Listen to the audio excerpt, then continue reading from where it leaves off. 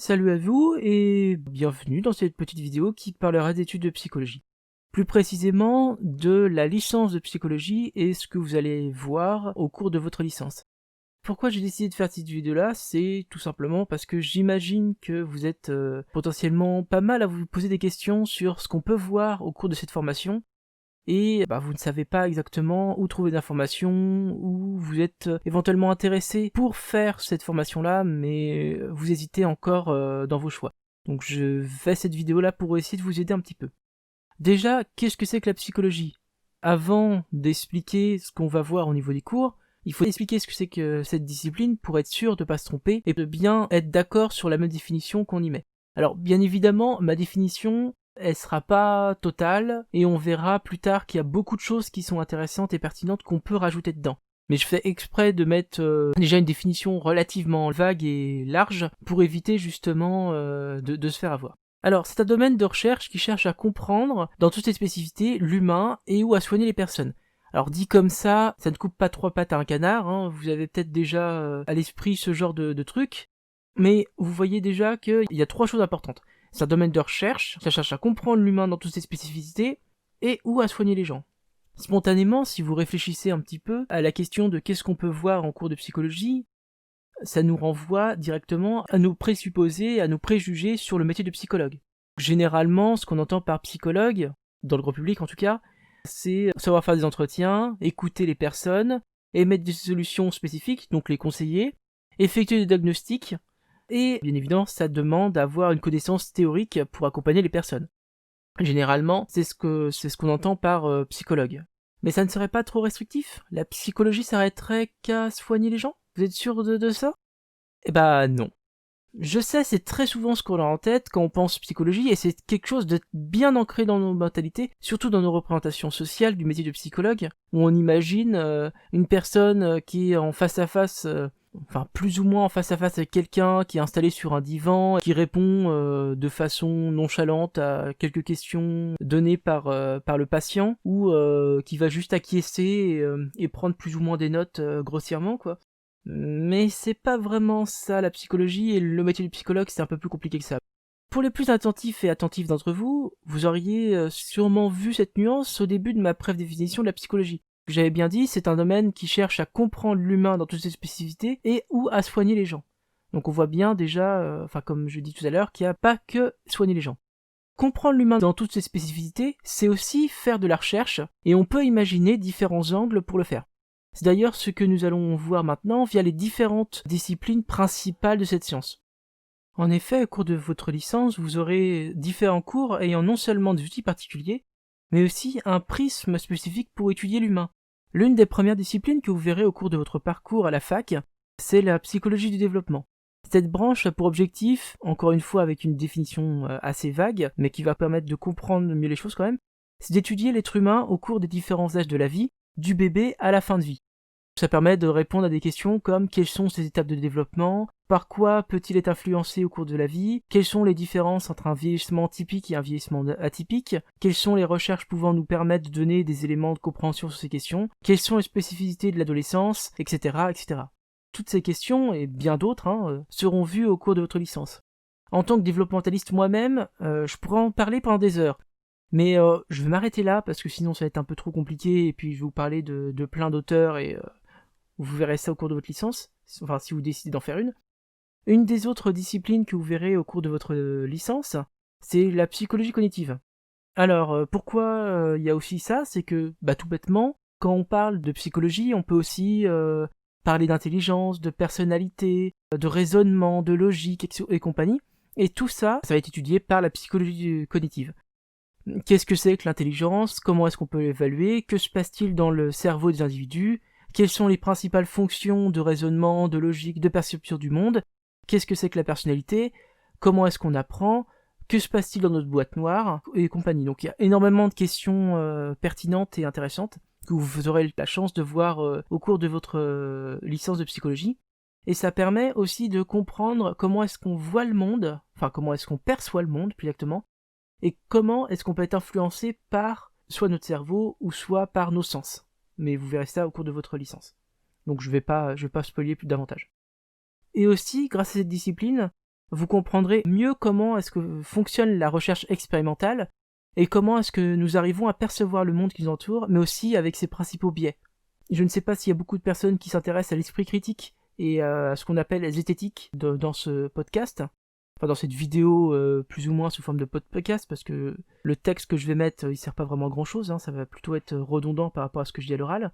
Mais en tout cas, quand on parle de biais, on parle aussi de biais cognitifs, on parle de biais de raisonnement, de tout un tas de choses, et c'est la psychologie cognitive notamment qui permet de montrer ces choses-là. La troisième branche que vous verrez au cours de votre licence, c'est la psychologie sociale. Je vous apprends rien en disant que nous vivons et nous développons dans un environnement social. Mais concrètement, quelles sont les interactions entre nous, nos groupes sociaux, dans lesquels nous sommes, et la société? Comment est-ce qu'on peut se faire influencer par notre environnement social? Comment effectuer une étude sur le terrain tout en évitant des biais spécifiques? Comment est-ce qu'on construit un questionnaire valide? Comment est-ce qu'on fait un entretien spécifique pour avoir des informations utiles et pertinentes pour mieux comprendre les individus et les groupes dans lesquels ils font partie? Tout ça, c'est ce que vous allez voir, entre autres, en psychologie sociale, et ça vous permet de mieux comprendre toutes les spécificités de la société, des personnes qui font partie de la société, des différents groupes entre eux, des interactions qu'il y a entre les groupes et les individus, et des différents groupes entre eux, et compagnie. La quatrième branche de la psychologie, et là, c'est celle qui nous vient plus spontanément en tête, c'est pour ça que je vous dis qu'il faut faire attention dans ce qu'on appelle le réductionnisme, c'est la psychologie clinique. Et oui, enfin j'en parlais, la psychologie clinique qui permet, de façon très très large, de mieux comprendre les individus, et de les accompagner et de les soigner. Mais pourquoi avoir choisi d'en parler que maintenant? Tout simplement parce que elle les paraît très intuitive, cette branche de psychologie. C'est celle qui nous vient plus à l'esprit, donc du coup, vaut mieux la voir à la fin. Mais aussi parce que la psychologie clinique, qui se veut être au chevet du patient et qui souhaite accompagner et soigner les personnes, elle a besoin d'outils et elle a besoin de données scientifiques et théoriques pour comprendre les individus. Et pour ça, elle a besoin des outils, des courants scientifiques et compagnie, qui ont été développés par d'autres branches de la psychologie pour mieux comprendre les choses. On ne peut pas soigner bien les personnes si on ne sait pas comment fonctionne un environnement social, si on ne sait pas qu'est-ce qu'un développement classique des individus, comment fonctionnent les influences sociales, qu'est-ce que c'est que les fonctions cognitives des personnes et compagnie. Sans ça, on ne peut pas émettre un diagnostic ou accompagner véritablement bien les personnes, quoi. Si j'ai décidé d'en parler à la fin, c'est aussi parce que suivant votre université, vous verrez qu'il y a une grande disparité dans les outils et dans la manière de concevoir la clinique entre les différentes universités. Si vous regardez les plaquettes de formation des licences, l'université Paris 7, qui était très psychanalytique, a forcément un parcours et un programme qui est différent par rapport à l'université de Nîmes, par exemple, qui est très ancré dans ce qu'on appelle les thérapies cognitivo-comportementales. Je rentre pas dans le détail de ce que c'est, mais vous voyez que c'est très influencé par le bagage théorique, soit des universités en tant que telles, soit des courants qui sont mis en avant dans la psychologie clinique. Mais pour savoir véritablement ce que c'est, il faut le découvrir au cours de votre parcours, donc je ne vais pas rentrer dans le détail davantage, faire des recherches sur les plaquettes de formation, comme j'ai dit, et vous enrichir sur les disciplines annexes que vous verrez au cours de votre licence. Par exemple, l'approche Palo Alto, vous pourrez très bien la voir en psychologie sociale, les TCC, vous pourrez très bien les voir en psychologie cognitive et comportementale, en psychologie cognitive, pardon. Et puis, ce qu'on appelle la clinique développementale, entre gros guillemets, vous pourrez très bien la voir en cours de psychologie du développement, par exemple. La psychologie clinique, c'est quelque chose qui se construit par rapport et grâce à d'autres courants. Et c'est aussi grâce aux disciplines que vous verrez pas forcément au cours de votre licence, et grâce à vos stages que vous aurez au cours de votre licence et votre master si vous continuez et compagnie. Donc faut pas vous inquiéter si pour le moment ça paraît un peu flou et un peu compliqué. Suivant les universités, vous aurez aussi d'autres branches de la psychologie au cours de votre licence, comme la neuropsychologie, la psychologie scolaire, la psychophysique, la psychologie du sport et bien d'autres. Mais je rentre pas dans le détail parce que ça dépend des universités et ce serait très compliqué de faire un compte-rendu exact et précis de tout ce qui se passe dans toutes les universités de France. Mais ce sont les principales branches de la psychologie que vous pourrez voir. Au-delà des branches de la psychologie, vous aurez forcément des cours d'au moins une langue vivante, de statistique et de psychophysiologie. Alors, pourquoi des cours de langue ? Tout simplement car pouvoir lire des articles scientifiques en français, c'est bien, c'est même très très bien. Vous verrez, pas de panique quand je parle d'articles scientifiques, vous verrez ce que c'est, vous verrez comment est-ce qu'on les lit, vous verrez comment est-ce qu'on arrive à sélectionner les informations qui sont pertinentes, comment est-ce qu'on peut critiquer les informations qui sont dedans. Vous verrez ça en psychologie du développement, en psychologie sociale, en psychologie cognitive, en psychologie clinique, enfin vous verrez ça dans pas mal de branches différentes. Donc paniquez pas si pour le moment ça paraît être un petit peu jargonnant. Comprendre les articles en français c'est bien, Mais comprendre les articles dans une autre langue, spécialement l'anglais, mais quand je dis autre langue, ça peut très bien être en espagnol, en russe, en italien, n'importe, ça permet de compléter nos connaissances et d'avoir un aperçu un peu plus important sur l'ensemble des connaissances que l'on a à notre disposition. Parce que la langue, en règle générale, dans laquelle on écrit des articles scientifiques, c'est l'anglais. Mais ça ne veut pas dire que tous les articles scientifiques qui sont importants et intéressants sont forcément en anglais. Il peut très bien en avoir en espagnol, en français de pertinent et compagnie. Donc tout ça, ça nous permet d'avoir un angle d'aperçu sur l'ensemble des connaissances plus intéressant et de pouvoir compléter l'ensemble de nos connaissances. Je sais que dit comme ça peut être un peu barbant d'avoir des cours comme ça, mais vous inquiétez pas, il y a différents niveaux de langues que vous pouvez prendre à la fac, il y a différentes langues que vous pouvez prendre aussi, il n'y a pas que l'espagnol et l'anglais, il y a aussi l'italien, le russe, le chinois, suivant les facs, il y a différentes langues que vous pouvez prendre. Et pourquoi il y a des cours de statistique ? Bah tout simplement dans cette même logique, la psychologie c'est une discipline scientifique, et donc du coup suivant ce que vous souhaitez faire et suivant les courants scientifiques en tant que tels, vous aurez des chiffres à comprendre et des tests statistiques à utiliser, ou à interpréter en tout cas.